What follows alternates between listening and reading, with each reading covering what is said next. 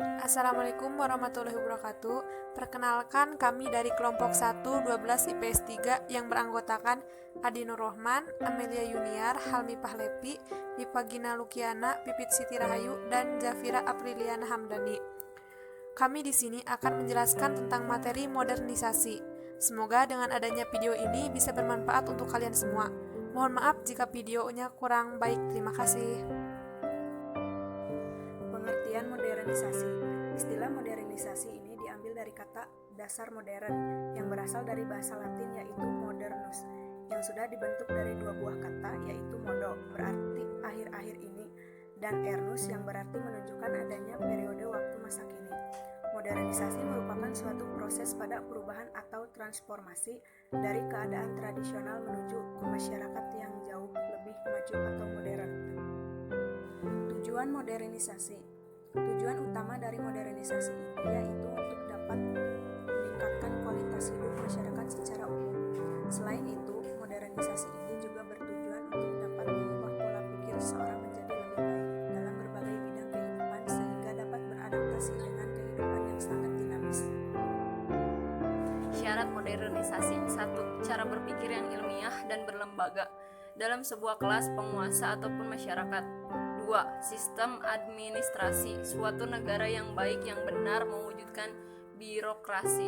3. Adanya suatu sistem pada pengumpulan data yang baik dan teratur yang terpusat pada suatu lembaga atau badan tertentu.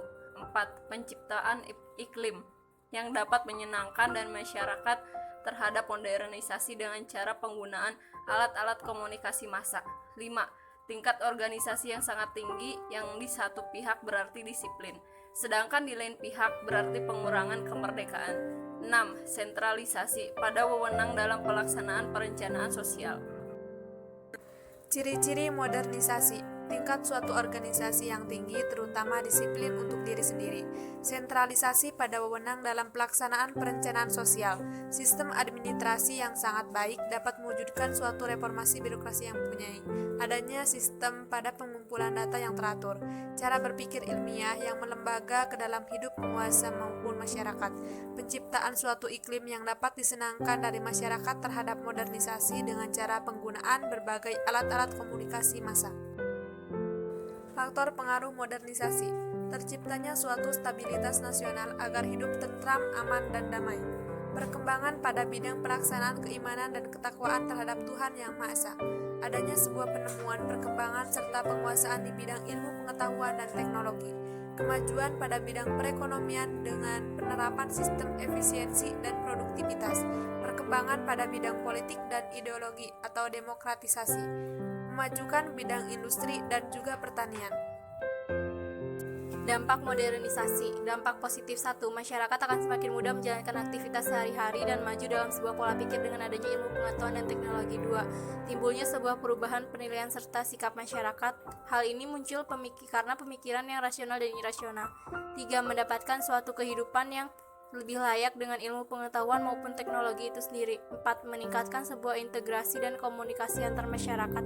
Sikap ini harus terbuka dan mampu untuk dapat mengikuti perubahan yang terjadi. 5. Menguatkan suatu kesadaran politik di masyarakat dengan adanya media informasi masyarakat menjadi lebih tahu dan lebih pintar untuk dapat menyikapi.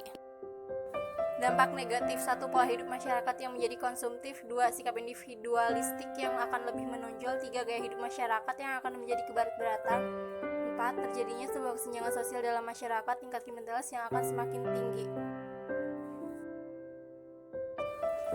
Contoh modernisasi dalam bidang pengetahuan. Contoh modernisasi dalam pengetahuan bisa ditemukan perihal menggunakan internet sebagai literasi pada saat ini. Bila zaman dulu penelitian-penelitian dilakukan secara manual dan dari rujukan buku-buku, akan tetapi pada saat ini aktivitas seperti menggunakan Google lebih banyak dilakukan masyarakat. Yang kedua, dalam bidang pendidikan. Bidang lembaga pendidikan menjadi salah satu contoh kegiatan dalam modernisasi yang ada di Indonesia dan masyarakat dunia.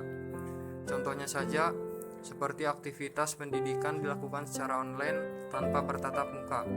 Bahkan belajar seperti bimbel yang dulunya dilakukan dengan tatap muka atau interaksi sosial, pada saat ini lebih banyak mempergunakan aplikasi Dan yang ketiga, dalam bidang sosial. Contoh lainnya yang berhubungan dengan modernisasi dalam masyarakat, khususnya untuk bidang sosial seperti penghimpunan dana yang telah dilakukan oleh Kitabisa. Proses penghimpunan dari media online ini menjadi solusi serta penawaran di era modern seperti saat ini.